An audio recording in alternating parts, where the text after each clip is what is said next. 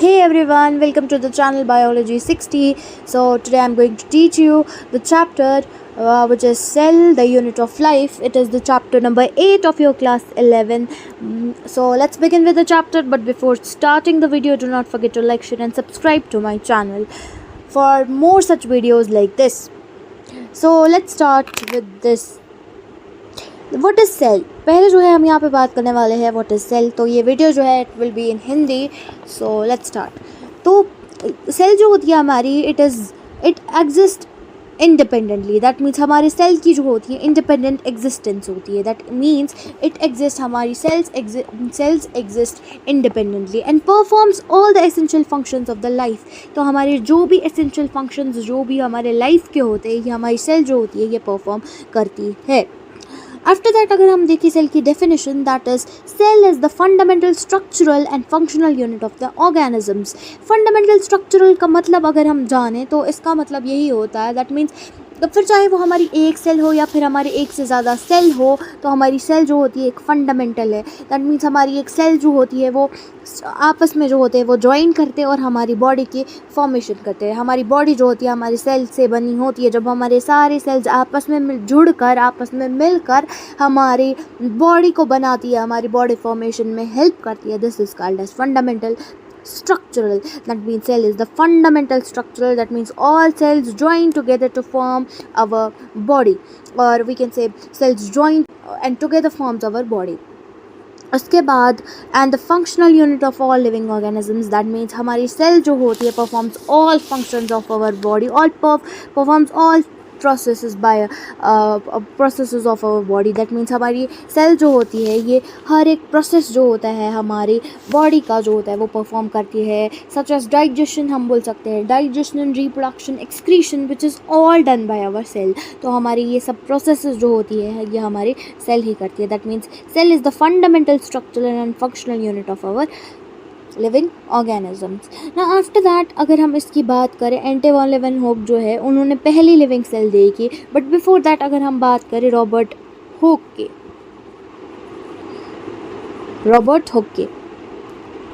तो ये Robert Hooke जो थे ये पहले साइंटिस्ट थे जिन्होंने डेड सेल्स की डिस्कवरी की। उन्होंने एक अपने माइक्रोस्कोप में जो थी एक हेक्सागोनल स्ट्रक्चर देखे। तो उन्होंने ऐसे वो कुछ हनीकॉम्ब लाइक स्ट्रक्चर्स देखे जिनका उन्होंने नाम कुछ कॉर्क, हम बोल सकते कॉर्क सेल्स जो थी उन्होंने देखी। तो वो हेक्सागोनल स्ट्रक्चर थे ऐसे इट वाज लाइक दिस, जिसको हम कंपार्टमेंट्स भी बोल सकते हैं।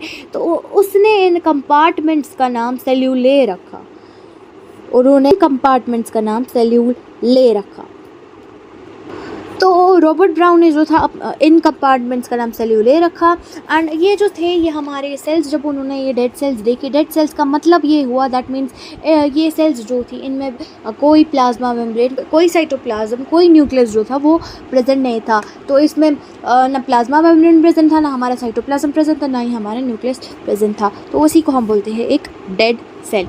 उसके बाद जो है हमारे दूसरे साइंटिस्ट आए, दैट इज़ एंटी वॉन लेवनहॉक, जहाँ पे ये मेंशन करके हमारी NCERT पे एंटी वॉन लेवनहॉक उन्होंने हमारी लिविंग सेल को जो था डिस्क्राइब किया था।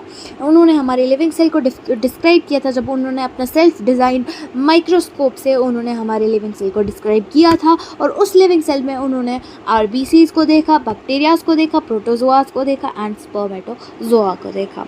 आफ्टर दैट हमारे दूसरे साइंटिस्ट आए, वो हमारे रॉबर्ट ब्राउन थे जिन्होंने हमारी सेल के अंदर एक न्यूक्लियस को भी देखा। जब इलेक्ट्रॉन, वो कैसे न्यूक्लियस को देख पाए, जब इलेक्ट्रॉन माइक्रोस्कोप उनके टाइम पे जो था, इलेक्ट्रॉन माइक्रोस्कोप जो था वो डिस्कवर ऑलरेडी हो चुका था, जिसकी वजह से वो हमारी सेल के अंदर जो है वो न्यूक्लियस को देख पाए। हमारी सेल के अंदर उन्होंने न्यूक्लियस देखा। So electron microscope reveal the structure और the details of the cells. Okay, after that is cell theory. Cell theory जो थी हमारी, सबसे पहले हमारे साइंटिस्ट आए, दैट इज़ मेथेस शील्डन। तो हमारे 1838 में वो हमारे साइंटिस्ट आए जो हमारे एक जर्मन बॉटनिस्ट थे। उन्होंने क्या किया, उन्होंने बहुत सारे लार्ज नंबर ऑफ प्लांट्स को जो था एग्जामिन किया, उनको पूरे अच्छे से देखा, उनके स्ट्रक्चर को स्टडी किया। उन्होंने ये देखा कि जो हमारे प्लांट्स होते हैं they are all composed of the cells. तो हमारे वो हर एक प्लांट जो होता है हमारे वो सेल्स का बना होता है एंड यही सेल्स जो होती है हमारे टिश्यूज़ बनाती है प्लांट्स की। तो he saw that he observe large number of the plants, उन्होंने बहुत सारे प्लांट्स को ऑब्जर्व किया, उनको देखा, उनको एग्जामिन किया। आफ्टर दैट उन्होंने बोला कि हर एक प्लांट जो होता है ये different kinds of the cells का बना होता है, एंड यही सेल्स जो होती है, ये सेल्स आप जब आपस में जुड़ जाती है ये हमारे टिश्यूज़ को बनाती है, एंड आफ्टर दैट हमारे जब ये टिश्यूज़ जुड़ जाते हैं और ये हमारे ऑर्गन्स को बनाते हैं। तो ये हमारे थे शिल्डन ने बोला, एक जर्मन बॉटनिस्ट जो थे। आफ्टर द जर्मन बॉटनिस्ट हमारे थियोडोर शिवान आ गए, जो एक जोलॉजिस्ट थे। सो आफ्टर हमारे शील्डन हमारे दूसरे साइंटिस्ट आए 1839 में, and he was Theodor Schwann. तो ये एक ब्रिटिश जोलॉजिस्ट थे जिन्होंने क्या किया, बहुत सारी animal cells, different types of the animal cells को रीड किया, एग्जामिन किया, स्टडी किया, एंड आफ्टर स्टडीइंग उन्होंने क्या देखा, उन्होंने बोला कि animal cell is composed of the thin outer layer which is today called as the plasma membrane. तो उसे हम अभी प्लाज्मा मेम्ब्रेन के नाम से जाने जाते हैं। सो उन्होंने बोला कि एक वो हमारे प्लांट एनिमल सेल जो होती है वो बनी होती है एक थिन आउटर लेयर की, उनमें थिन आउटर लेयर प्रेजेंट होता है which is called as plasma membrane. And उन्होंने ये भी कंक्लूड किया दैट एक हमारे प्लांट जो होते हैं, हमारे प्लांट के पास एक यूनिक फीचर प्रेजेंट है, हमारे प्लांट के पास एक यूनिक फीचर प्रेजेंट है जो एनिमल सेल के पास है ही नहीं, दैट इज़ उनके पास जो है is presence of cell wall which is the unique character और unique feature of the plant cells. उन्होंने बोला हमारे प्लांट के पास क्या है, हमारे प्लांट के पास एक यूनिक फीचर प्रेजेंट है, दैट मीन्स उनके पास जो है हमारा सेल वॉल जो होता है वो प्रेजेंट होता है which is the unique feature of our plant. After that क्या हुआ, he also concluded based on the studies of the plant tissues, ठीक है, that the unique character of the plant cells. On the basis of this, Shivan proposed the hypothesis. तो उन्होंने जो है एक hypothesis they the that all animals और हमारे सारे plants जो होते हैं they are composed of the cells and products of the cells. Then after that इन्होंने क्या किया, जो हमारे ये शील्डन, हमारे जर्मन बॉटनिस्ट एंड हमारे शिवान जो हमारे ब्रिटिश जोलॉजिस्ट थे, इन्होंने क्या किया, इन्होंने आपस में एक साथ मिलकर क्या किया, एक फॉर्मुलेट की एक हमारी सेल थेरी, इन लोगों ने एक सेल थेरी दी जिस थेरी में ये बोला गया था दैट हमारे, जैसे अब अगर हम बात करें शील्डन की, शील्डन ने हमारा ये बोला था दैट सेल्स जो होता है और ऑल मेड अप ऑफ हमारे cells, different kinds of the cells. फिर उसके बाद हमारे शिवान जो आए थे, हमारे एक्सोलॉजिस्ट थे, तो इन्होंने ये बोला था दैट इन्होंने हमारे एनिमल सेल्स को एग्जामिन किया, इन्होंने हमें बोला कि दैट हमारे एनिमल सेल्स जो होती है इनके लिए पास जो होती है आउटर लेयर प्रेजेंट होती है that is called as plasma membrane. And इन्होंने ये भी बोला दैट हमारे प्लांट सेल्स के पास एक यूनिक फीचर है that is the presence of the cell wall. फिर इन्होंने जब अपनी ये एक सेल थ्योरी दी, लेकिन उस सेल थ्योरी का जो ड्रॉबैक था वो ये था, इन्होंने ये एक्सप्लेन नहीं किया as how new cells are formed. इन्होंने ये नहीं बोला, उस थ्योरी में ये बिल्कुल भी एक्सप्लेन नहीं करके था कि कैसे नई सेल्स जो होती है वो बनती है। आफ्टर दैट हमारे एक और साइंटिस्ट आ गए विच वॉज रुडोल्फ विर्चॉव इन 1855। उन्होंने एक्सप्लेन किया कि कैसे सेल्स जो होती है वो हमारी बनती है। उन्होंने ये बोला दैट सेल्स जो होती है हमारी प्री एग्जिस्टिंग सेल्स जो होती है, हमारी ऑलरेडी एग्जिस्ट करने वाली सेल्स जो होती है वो डिवाइड करती है, the new cells are the formed. फिर ओमनिस सेल्यूला ई सेल्यूला, ये तो एक लैटिन में लिख कर है, ये ओमनिस सेल्यूला ई सेल्यूला, दैट मीन्स अगर हम देखें एक प्री एग्जिस्टिंग सेल है, for example it's a cell, तो ये सेल जो होती है ये ऑलरेडी प्रेजेंट है, तो ये सेल जो होती है ये डिवाइड करती है। जब ये डिवाइड करती है इसने और नए 2 सेल्स प्रोड्यूस करे, फिर ये सेल जो होगी ये डिवाइड करेगी, ये और नए सेल्स प्रोड्यूस करेगी, फिर ये सेल जो है ये फर्दर डिवाइड करेगी, एंड ये सेल जो है ये भी डिवाइड करेगी, इनकी सेल्स जो है ये भी फर्दर डिवाइड करेगी। तो ऐसे ही एक प्री एग्जिस्टिंग सेल जो होती है जब वो डिवाइड करती है उसके थ्रू जो होते हैं बहुत सारे नई सेल्स जो होती है दैट आर फॉर्म्ड। तो उसने बोला ओमनिस सेल्यूला ई सेल्यूला। So as you can see यहाँ पे लिखा है Rudolf Virchow 1855 first explain the cells divide, cells जो होती है जो हमारी प्री एग्जिस्टिंग सेल्स जो होती है ये डिवाइड करती हैं, and new cells are from the pre existing cells. तो हमारी प्री एग्जिस्टिंग सेल्स से हमारी नई सेल्स जो होती है वो बन जाती है। तो उन्होंने इसमें इस सेल जो ऑलरेडी शील्डन और शिवान ने हमारी सेल थ्योरी दी थी और इसको थोड़ा मॉडिफाई किया, इसको थोड़ा मॉडिफाई करके ये पॉइंट ऐड कर दिया that all cells arise from pre existing cells. Already ये तो बोला था हमारे शिवान ने that all living organisms are composed of the cell and products of the cells. As you can see यहाँ पे ऑलरेडी शिवान जो है उन्होंने ये बोला था, Schwann propose the hypothesis that the body of the animals and plants are composed of the cells and products of the cells. तो ये पॉइंट जो था ये ऑलरेडी शिवान ने बोला था, all living organisms are composed of the cells and products of the cells. Then after that ये हमारे इस सेल थ्योरी में जो है, मॉडर्न सेल थ्योरी में ये पॉइंट जो है ये ऐड हो गया, जो हमारे रुडोल्फ विर्चोव ने बोला that all cell arise from the pre existing cells. That mean जो हमारी प्री एग्जिस्टिंग वाली सेल है वो डिवाइड करती है, दे प्रोड्यूस नए नए सेल्स। आफ्टर दैट वो नए नए सेल्स जो होते हैं वो फर्दर डिवाइड करती है टू प्रोड्यूस और नए सेल्स। उसके बाद हम देखते हैं एन ओवरव्यू ऑफ सेल। तो इस ओवरव्यू की बात करें तो हम यहाँ पे जो है हम यहाँ पे जो है ऑब्जर्व करेंगे हमारे ओनियन पील को एंड हमारे ह्यूमन चीक सेल्स को हम ऑब्जर्व करेंगे अंडर द माइक्रोस्कोप।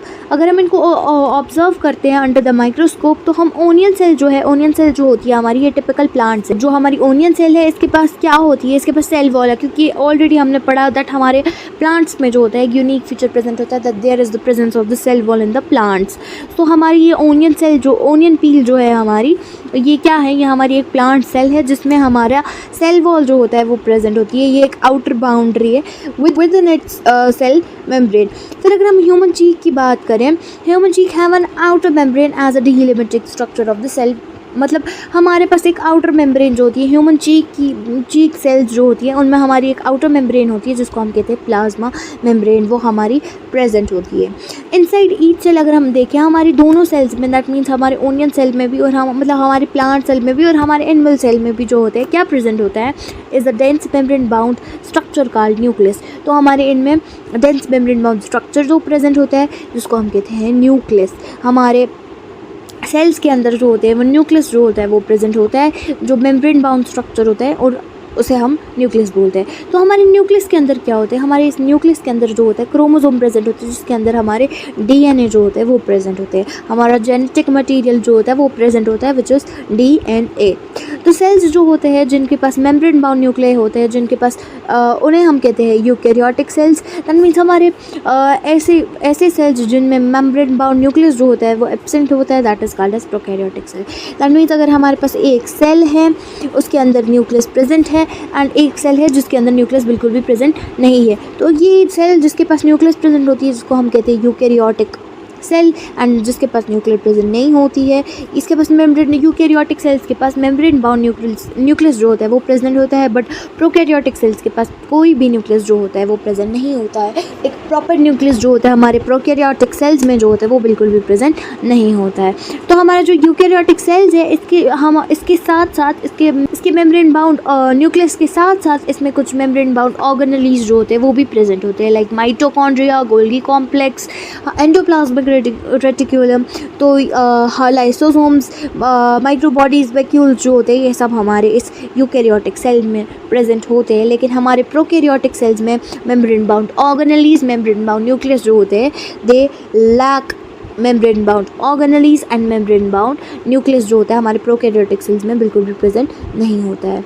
तो फिर इसीलिए हमारे जो यूकैरियोटिक सेल्स जो होते हैं उनमें सारे मेम्ब्रेन बाउंड ऑर्गेनेलीज प्लस हमारे मेम्ब्रेन बाउंड न्यूक्लियस जो होता है वो प्रेजेंट होता है। After that is cells that हम ओके ये हमने पढ़ा in both prokaryotic and eukaryotic cells एक सेमी फ्लूइड मैट्रिक्स जो होता है हमारे प्रोकैरियोटिक सेल्स में भी हमारे यूकैरियोटिक सेल्स में भी एक सेमी फ्लूइड मैट्रिक्स जो होता है वो प्रेजेंट होता है, that is cytoplasm. That means हमारे प्रोकैरियोटिक सेल्स में भी हमारे यूकैरियोटिक सेल्स में भी दोनों में एक स्ट्रक्चर प्रेजेंट होता है, एक सेमी फ्लूइड मैट्रिक्स प्रेजेंट होता है which is called as cytoplasm, जो हमारे सेल के अंदर ऑकर होता है। तो साइटोप्लाज्म जो होता है इसका काम क्या होता है, सारी सेल्यूलर एक्टिविटीज़ करना, बोथ प्लांट सेल्स में भी और एनिमल सेल्स में भी ये हमारी सारी सेल्यूलर एक्टिविटीज़ जो होता है उन सबको करता है। दैट मीन्स हमारे साइटोप्लाज्म के अंदर जितनी भी केमिकल रिएक्शंस हमारे बॉडी के अंदर ऑकर होती है वो हमारे इसी साइटोप्लाज्म के अंदर ऑकर होती है, एंड ये हेल्प करता है सेल को लिविंग स्टेट में रखने के लिए। Various chemical reactions occur in it to keep the cell in a living state. तो बहुत सारी केमिकल रिएक्शंस जो होती है हमारी इसी साइटोप्लाज्म में ऑकर होती है सो दैट कि हमारी जो सेल है ये एक लिविंग स्टेट में रह पाए। Besides the nucleus eukaryotic cells have, मैंने ऑलरेडी आपको बोला, membrane bound distinct structures like organelles. तो हमारे सेल्स में जो होते हैं कुछ ऑर्गेनेलीज प्रेजेंट होते हैं, जैसे एंडोप्लाज्मिक रेटिकुलम। तो एंडोप्लाज्मिक रेटिकुलम स्मूथ भी हो सकता है एंड रफ वाला भी हो सकता है। Golgi complex, lysosomes, mitochondria, the powerhouse of the cell and microbodies and vacuoles जो होते हैं हमारे यूकैरियोटिक सेल्स में प्रेजेंट होते हैं। बट प्रोकैरियोटिक सेल्स जो होते हैं उनमें ये सब ऑर्गेनेलीज जो होते हैं they lack all these organelles as I have already told you. तो हमारे prokaryotic cells lack such membrane bound organelles and membrane bound nucleus जो होते हैं इनमें एब्सेंट होता है। आफ्टर दैट राइबोसोम्स जो होते हैं ये नॉन मेम्ब्रेन बाउंड ऑर्गेनेलीज होते हैं, फाउंड इन द सेल्स, हमारे यूकैरियोटिक में भी प्रेजेंट होते हैं as well as prokaryotic cells में भी। दैट मीन्स राइबोसोम्स जो होते हैं ये हमारे नॉन मेम्ब्रेन बाउंड ऑर्गेनेलीज होते हैं, इसीलिए ये हमारे नॉन मेम्ब्रेन बाउंड ऑर्गेनेलीज होते हैं। दैट्स वाई हमारे प्रोकैरियोटिक सेल्स में भी प्रेजेंट होते हैं, क्योंकि ये नॉन मेम्ब्रेन बाउंड ऑर्गेनेलीज जो है ये ऐसी ऑर्गेनेली है which is not surrounded by membrane, present which is present without membrane, और we can say which is present without membrane. Ribosome जो होती है हमारी मेम्ब्रेन के बगैर जो होती है वो प्रेजेंट होती है। दैट्स वाई हमारी प्रोकैरियोटिक सेल्स में भी पाया जाता है एंड यूकैरियोटिक में भी होता है हमारे ribosomes. Within the cell ribosomes जो होते हैं, अगर हम सेल्स की बात करें तो राइबोसोम्स जो होते हैं हमारे सिर्फ हमारे साइटोप्लाज्म में ही नहीं प्रेजेंट होते हैं, बट हमारे बाकी ऑर्गेनेलीज जैसे कि अगर हम क्लोरोप्लास्ट की बात करें जो हमारे प्लांट्स में प्रेजेंट होता है वहाँ पे भी प्रेजेंट होता है, माइटोकॉन्ड्रिया में भी प्रेजेंट होता है और रफ एंडोप्लाज्मिक रेटिकुलम में भी प्रेजेंट होता है। दैट मीन्स हमारे राइबोसोम्स सिर्फ हमारे साइटोप्लाज्म में फाउंड नहीं होते हैं, बल्कि हमारे कुछ organelles like chloroplast, mitochondria and rough endoplasmic reticulum में भी प्रेजेंट होता है। एनिमल सेल्स जो होते हैं कंटेन दूसरा non membrane bound organelle called as centrosome which helps in the cell division. तो हमारे एनिमल सेल्स जो होते हैं हमारे यूकैरियोटिक सेल्स जो होते हैं उनमें क्या प्रेजेंट होता है, उनमें नॉन मेम्ब्रेन बाउंड ऑर्गेनेली भी प्रेजेंट होती है। एक और non membrane bound organelle present होती है जिसे हम सेंट्रोसोम कहते हैं। तो सेंट्रोसोम जो होता है इसका काम क्या होता है, सेल को डिवाइड करने में ये हेल्प करता है। It helps cell to divide, ठीक है। तो ये हमारी सेल को हेल्प करता है टू डिवाइड। तो ये हमारा सेंट्रोसोम जो होता है सिर्फ हमारी एनिमल सेल में प्रेजेंट होता है और ये नॉन मेम्ब्रेन बाउंड ऑर्गेनेली होता है। That means it's present without membrane, ठीक है। तो फिर cell differ greatly in size, shape and activities. That means हमारा सेल जो होता है बहुत ज़्यादा डिफ़र करता है हमारी साइज़ में, मतलब हर एक सेल का साइज़ जो होता है वो अलग अलग होता है। तो हमारी हर एक सेल का शेप जो होता है वो अलग अलग होता है एंड हमारा सेल जो होता है वो अलग अलग एक्टिविटीज़ जो होता है वो परफॉर्म करता है। फॉर एग्जाम्पल अगर हम बात करें, यहाँ पे हमारे पास माइक्रोप्लाज्मा की एग्जाम्पल है। वो हमारी स्मॉलेस्ट सेल्स होती हैं, जैसे कि वो हमारी होती है 0.3 माइक्रोमीटर इन लेंथ। तो हमारी सबसे स्मॉलेस्ट सेल जो होती है वो हमारी माइक्रोप्लाज्मा होती है which is just 0.3 micrometre in length. After that ये हमारी आती है बैक्टीरिया वाली सेल।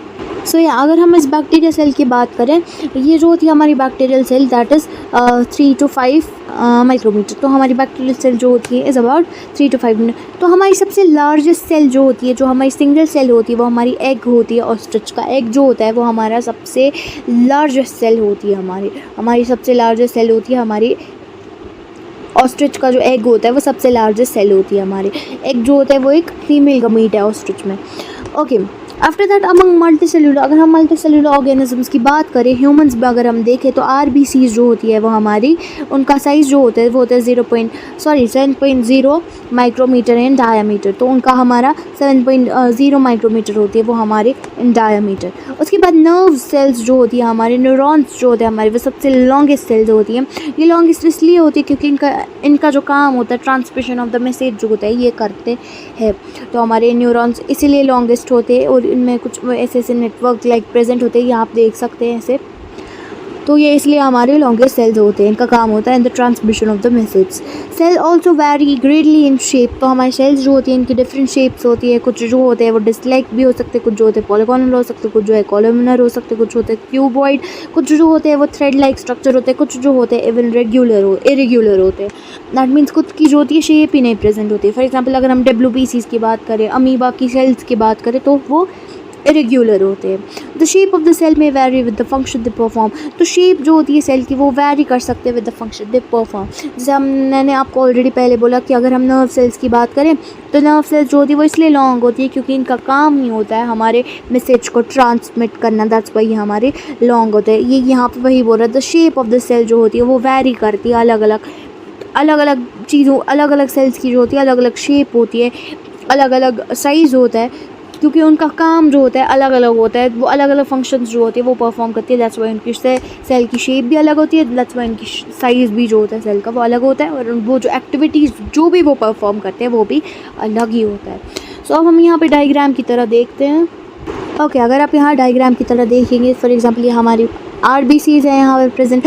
हमारी RBCs जो होती है ये राउंड एंड बाई कॉनकेव होती है। दैट मीन्स हमने ऑलरेडी पीछे से पढ़ा कि हमारी RBCs जो होती है they are 7 micrometre in diameter, हमने ऑलरेडी पढ़ा।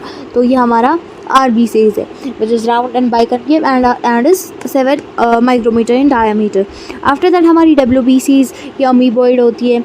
अमीबॉइड मीन्स ये जो होती है हमारी, इनके पास कोई फिक्स्ड शेप नहीं होती है, तो ये हमारी विदाउट मतलब कोई भी फिक्स शेप हमारी इन अमीबॉइड की इन WBCs की नहीं होती है। After that columnar epithelial cells, ये जो होती है ये हमारी लॉन्ग लंबी और पतली सेल्स जो होती है, ये हमारी कॉल्यूमिनर सेल्स जो होती है हमारी पतली और लॉन्ग सेल्स होती है जो हमारे इंटेस्टाइन में पाई जाती है। आफ्टर दैट हमारी नर्व सेल्स जो होती है, आई ऑलरेडी टोल्ड यू कि ये लॉन्ग होती है, ये ब्रांच्ड होती है, तो आप देख सकते हैं थोड़ी ब्रांच्ड होती है प्लस ये लॉन्ग होती है नर्व सेल्स हमारी। तो हमारी ये नर्व सेल्स जो होती है इनका काम होता है मैसेज को ट्रांसमिट करना, दैट्स वाई ये बहुत ज़्यादा लॉन्ग होती है एंड बहुत ज़्यादा ब्रांच्ड होती हैं। आफ्टर दैट हमारी ट्रैकीड हमारे जो होते हैं ये एलोंगेटेड होते हैं, ये हमारे एलोंगेटेड होते हैं। आफ्टर दैट हमारी मेसोफिल सेल्स जो होते हैं ये होते हैं राउंड एंड ओवल, ये राउंड भी हो सकते हैं, ये हमारे ओवल भी हो सकते हैं। दैट मीन्स इनका काम जो होता है ये क्या करते हैं, फोटोसिंथेसिस जो होते हैं मेसोफिल सेल्स में ऑकर होती है।